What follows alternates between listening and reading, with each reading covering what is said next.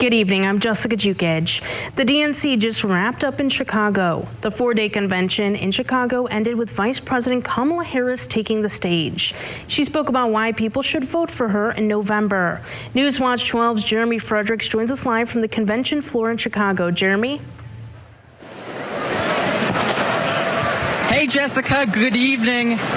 Good evening, Jessica. We're here inside the United Center. You can see there are balloons and confetti falling. You can see people are still gathered, even though Kamala Harris finished speaking a couple of minutes ago. It was a packed house to hear the vice president's speech. She was accepting the Democratic nomination, which she received earlier this month after President Joe Biden dropped out of the race in July. She's the first woman of color to be nominated by a major party's ticket, and she made the case that the U.S. is not going back. It is going forward if she wins. As you can see, a lot of folks here are wearing white in honor of women's suffrage. Her speech began as the last one of the DNC. She thanked her husband, Doug Emhoff, the second gentleman, President Biden, who picked her as his running mate in 2020, and Governor Tim Walz, who she selected as her running mate this year. She began by telling her story. Her parents were immigrants, her mother from India, her father from Jamaica. And she talked about her mother encouraged her to do something about injustices, which Michelle Obama mentioned on Tuesday. Believed in us and told us we could be anything and do anything.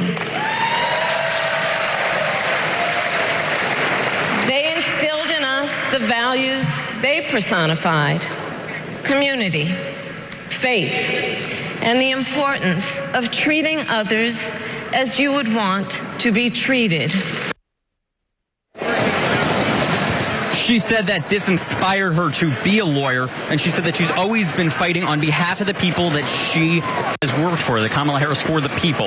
And she said that she's doing that same thing by accepting the Democratic nomination for president. We could hear throughout this speech loud cheers, people were waving blue signs that said Kamala's name on them throughout the speech. Her nomination, she said, is about charting a new path forward. She'll fight for the people like she did in her previous roles as a district attorney, as a prosecutor, the Attorney General of California, the Senator of California, and most recently as Vice President. She'll talk about standing up for workers, students, seniors, and stopping dangerous criminals and cartels and rapists from impacting the community and endangering it. I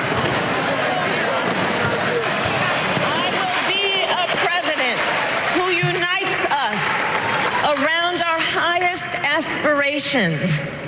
A president who leads and listens, who is realistic, practical, and has common sense, and always fights for the American people.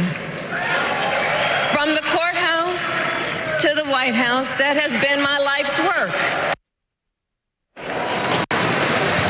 And she talked about her future that's worth fighting for. She said that it is a future for the U.S. She her vision, which includes building up the middle class, protecting abortion access and voting rights, and standing up for the U.S. allies abroad, including Ukraine and Israel. She also talked about self-determination for the people of Palestine. She said that her goal is about lifting up people and unifying the country, and that it is one of the most important elections because of her opponent, former President Donald Trump. And Harris says that she's going to use her legal background to prosecute the case against Trump. He's been convicted of crimes. He's been convicted of crimes. He wants to release January 6th, folks who have been charged with crimes for January 6th, as well as taking away rights. And, you know, the Supreme Court earlier this summer said that a president is immune from power. The DNC is now over, and we are less than 11 weeks away from the election. Reporting from the floor of the United Center here at the DNC in Chicago, Jeremy Fredricks, Newswatch 12.